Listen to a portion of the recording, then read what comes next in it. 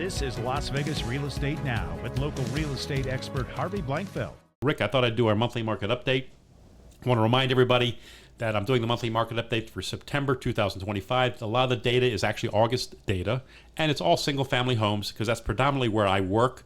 And when I'm comparing, I want to compare apples to apples, so I'm sticking with just single-family homes. So let's take a look at the data we got here. Currently available, 7,639 homes. That's up a little more than 100 over last month.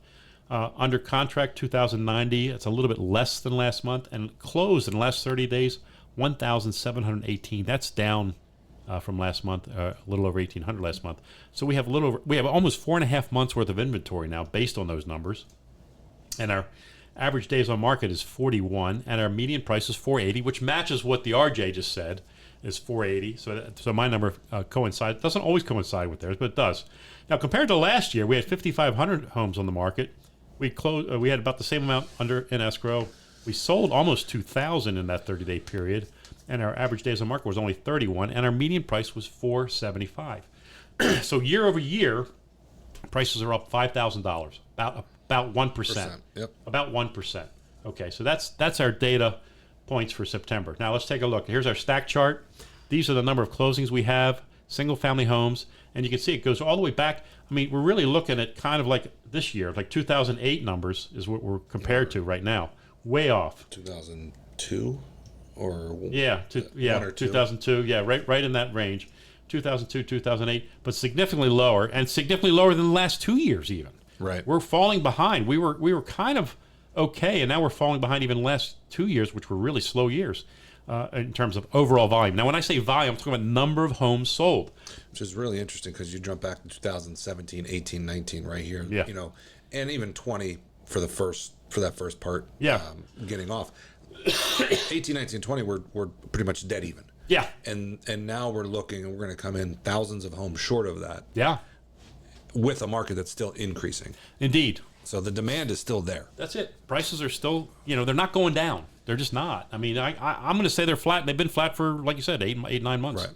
Right. So that's what we're seeing there. Okay, so here we have our median price. Is that we were talking about a flat line. It's a straight line. I mean, you go back to 23, it was 448, 450. It hasn't moved. It's just a flat line.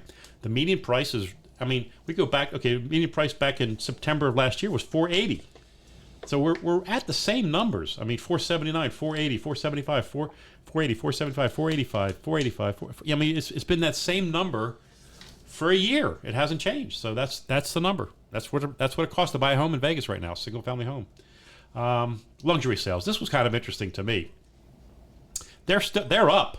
They're going to have a record year for 1 million plus homes, and that's skewing the number a little bit. Right. It is. Now, again, you and I've talked about this. $1 million is not, a lot of tract homes out there are $1 million now. Yes, so certainly are. So we want to look at $3 million and over, and $3 million over, they're going to have a record year. For these homes that are $3 million and over, there were some big sales that just happened too this past week. Were there? Yeah. So you're going to see that the high end of the market is still fairly vibrant, although I know there's a lot more inventory out there on the high end of the market too. That inventory has been growing pretty dramatically as well. But they're still selling. They're still closing deals at $1 million and $3 million plus. So it's an interesting market. I'll say that. Okay, now here's my line graph. You got 3 lines. You got the number of homes sold. Again, it fluctuates right around that 2,000 number. It's a little bit under it, a few hundred under it this month. The blue line is the median price. That's a flat line. That's that's about as flat as it could possibly be. And then you've got the yellow, which is the inventory, and you've seen that's been creeping up, although it's starting to level off a little bit. It was jumping up for about 3-4 months, and now it's kind of seems like it's floating at that higher number, creeping up ever so slightly from there. And so that's our monthly market update for September 2025. Any other thoughts on that, Rick? No, I think we've kind of touched between the article that we read and then looking through everything. You're seeing exactly what we expected, and especially this time of year. A lot of this too is also seasonal. We've always seen an increase in homes on the market because the sales through the summer are a little bit down. Listings year to year were flat. Same amount of homes were listed last year as they were this year.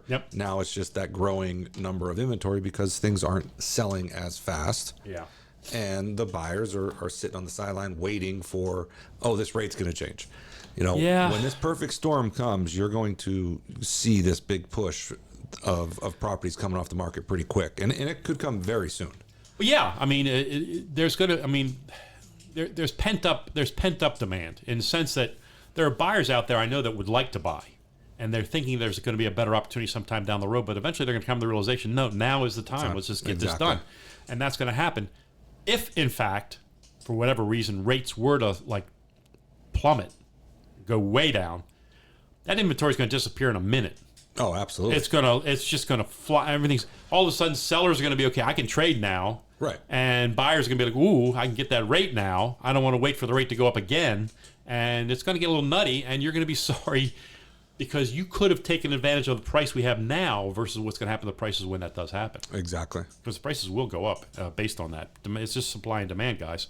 And so if you're thinking long term, when you're talking about buying a home for yourself, you should always be thinking long term. And thinking long term, prices are stable. Our market is as stable as it's ever been in terms of prices. I have not seen the price that flat in a 12-month period in my career. No, not even, that flat. Even go back. I mean, if we take that chart even back a little bit more, it's not that far out of being flat. Right. We've been flat for the last 12 months. You go back the last 24 months. It's not that far from that either. Right. You're right. So we may be at that ceiling limit right now based on all factors. Now, the factors change, that ceiling is going to go higher. It could go lower. Yeah, I mean, we could see it adjust, but I don't see anybody seeing it move in any one direction in a hurry. It's not going to like jump or fall. No. We're not going to nothing indicates that. I mean, nothing that we're seeing in any of the data points indicates that. There's nothing out there that would say, "Oh my goodness, we're going to see the prices fall." They just don't see it. Sellers aren't going to have it. They'll keep the house with the low rate before they'll sell it for a number that they're not happy with. They'll just keep it. And they'll rent it out. And that's what a lot of them are doing, honestly. That's what we're seeing. A lot of them are just saying, you know what, I'm going to hang on to it and rent it. And that's not a bad idea, honestly. I mean, I would consider that myself. If Helene and I were to decide to downsize, we might say, you know, let's keep the big house. Let's rent it out and use that rent to pay for the next house. That's all. Just do it that way. So I think there's a lot of consideration for that. Forgive me. Okay, so when we talk about what we're going to see coming up, we've already kind of we've said, look, don't anticipate mortgage rates falling significantly after the Fed makes their announcement this month. It's this month, right? Yeah, still this month. Yeah, I think next week, actually. Next week, yeah. So don't expect mortgages to fall dramatically when that announcement's made, and it did drop because again, lenders have already anticipated that and made their adjustments.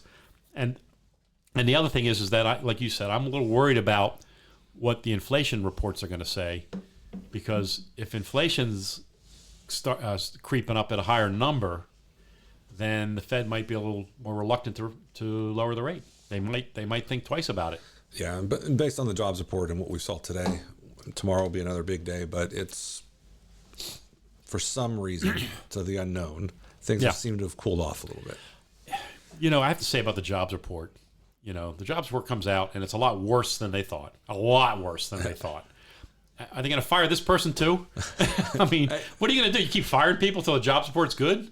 I don't know what. I mean, you can't. I mean, you can't. I think it was on the correction of why they wanted to. Every single time we've had these corrections, it's like, why can't we count? Well, he actually went back and corrected March. I saw, and that was even worse than he thought too. That was a lot worse than they thought. So, so it's a little it's disturbing. You know, I wish we're all losing faith here in the numbers, and that's not a good thing. No, the one thing that we should not lose faith in is the numbers. Right. You count them. This is what they are. Numbers are numbers. There's no lies there. They got to be real. And there's manipulation that plays into it that doesn't need to be there. So I agree with you on that for sure. We need real numbers.